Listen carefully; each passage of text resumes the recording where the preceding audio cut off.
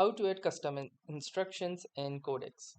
So hey guys, welcome to this tutorial. In this quick and short tutorial, I'll guide you how you can add custom instructions to your Codex account in your Codex desktop application. First, launch your Codex desktop application, and once that is done, click onto the settings button at the bottom left corner of your screen. Now once you will do this, a menu will pop up from where you will need to again click on settings, or alternatively you can also press the control and the comma button.